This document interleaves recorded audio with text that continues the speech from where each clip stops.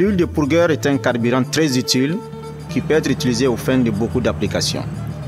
Il est utilisé à Garalo pour la production d'électricité, toute chose qui consomme beaucoup d'huile. La production de cette huile a besoin d'une grande quantité de graines de pourgueur. Les jatropha, c'est-à-dire qui est une plante bien adaptée dans la zone, bien connue dans la zone, parce que ce n'est pas une nouvelle culture pour eux. Donc, on pouvait être utilisé pour la production énergétique. La production du pourgueur s'avère à ses débuts un long processus de labeur intensif. Avant de la commencer, il devrait être confirmé que les bonnes conditions pour le pourgueur sont au rendez-vous et que les fermiers locaux y sont véritablement engagés. Bani, assumé, avec origine, même volontairement à bout belly. Bani, à den, on fait à bi, à l'année nous barcaro. Ou bas boka que gaz à tout le bec gazoali, à bobeka tafnaï, à frabec engrais. La première étape de la chaîne consiste à obtenir le matériel de semences de qualité supérieure, ce qui est habituellement les graines de semences. Les bonnes graines proviennent des zones qui sont similaires aux endroits où les plants sont prévus d'être.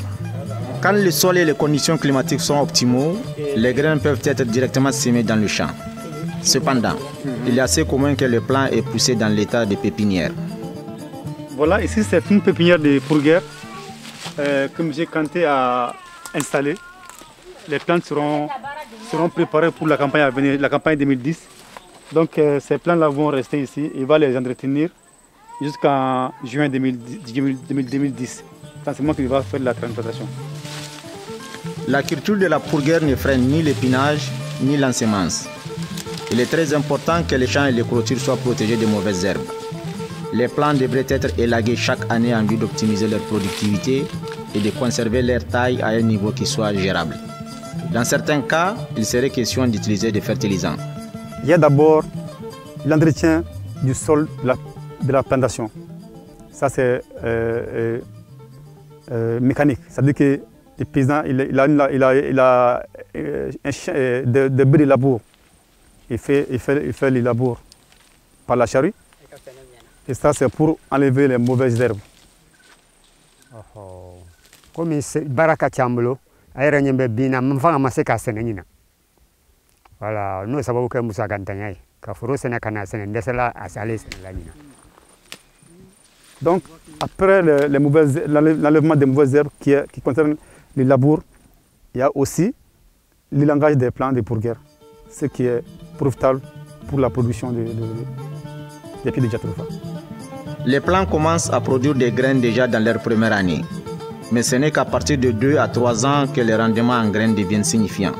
D'abord, il y a d'abord les fleurs. Ensuite, on passe aux fruits à ce stade-là, qui sont les fleurs donnent ça. Ensuite, ceci développe pour donner les jaunes. Et à partir du jaune, les jaunes donnent les noirs. Et à ce stade-là, qu'on fait la récolte des graines de pourgueur.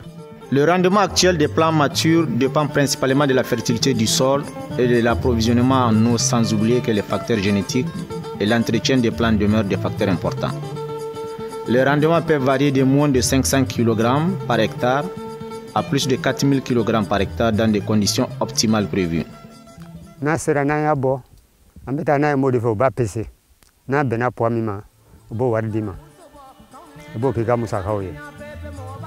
Les fermiers amènent les graines dans les villages, là où elles sont pesées et emmagasinées.